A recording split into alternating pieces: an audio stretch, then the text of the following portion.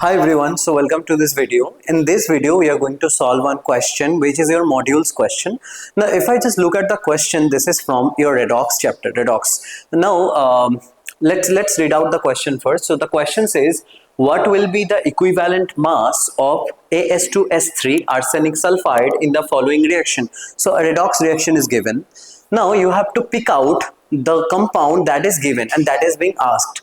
So what is the compound? This. So if I just talk about this arsenic sulfide, so just write this As2S3, right? So this is the compound or the molecule given. Now from this, see, arsenic is in how much oxidation state? So to find the oxidation number, you need to know the oxidation number of sulfur. So it is -2, right? Now if I just take x here, that means it will become 2x plus 3 times -2 will be equals to 0. So that means it will be 2x minus 6 equals to 0 and x equals to +3. That means, can we say that arsenic is in +3 oxidation state here? You know how to find out, right? Let's take x and just solve the question and you will get that arsenic is +3.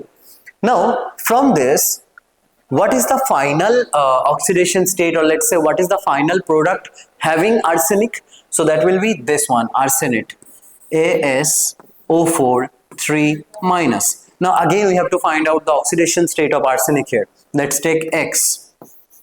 This will be x plus 4 times -2 equals to 4 times -2 equals to -3. That means x will be -8 equals to -3.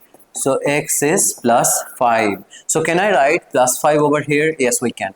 That means arsenic got converted from +3 oxidation state to +5 oxidation state. Now what about sulfur?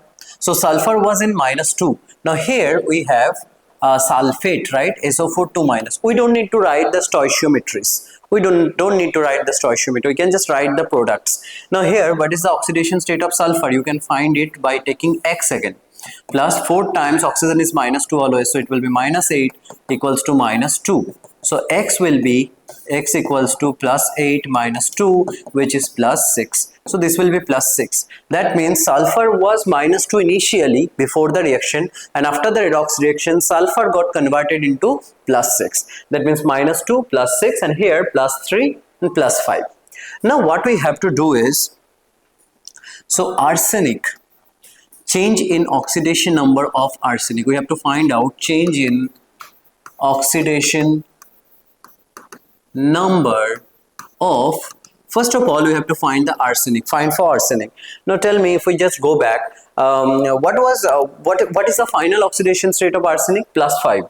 So +5, that is the final oxidation state of arsenic, minus initial oxidation state of arsenic. As you can see, it was +3, right? So that means +3.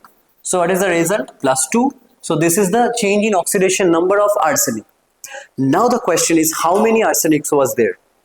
If you just see, 2 arsenics were there, right? According to stoichiometry. So for 2 arsenic, change in oxidation number. Change in oxidation number is equals to 2 into +2. So what is the total change in oxidation number? It's +4 for arsenic. Now the arsenic is done. Now let's understand the total change in oxidation number for sulfur as well. So for sulfur, now tell me, what is the final oxidation state you got? The final oxidation state was +6 for sulfur, right?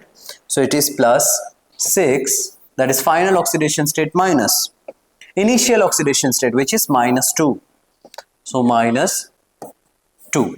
So this is +6 minus of -2. That means +6 + 2, which is +8. So this is the change in oxidation number of sulfur before and after. So what is the total change? Therefore, total change is equals to +8 into how many sulfurs were there? If we just go back, we can see 3 sulfurs were there. That means it will be 3. So 24. So total change in oxidation state is 24 for sulfur and 4 for arsenic. So therefore we can write, therefore total N factor. What is N factor? The number of total oxidation state or electrons changed, right? So total N factor for this question, for this particular reaction is 4 for sulfur plus 24 for arsenic, like 24 for sulfur and 4 for arsenic. It will be total 28. This is N factor.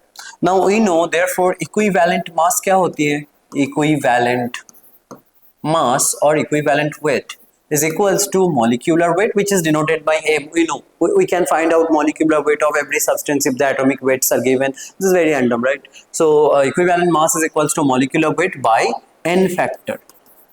This is equivalent weight, so equals to M by N factor. What is N factor we just got?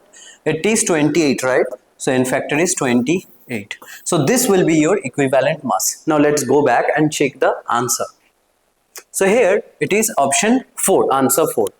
Hope this question was very easy. Just stick to the video, stick to the next video for next question and better questions. So yeah, please subscribe and like the channel. Thank you so much.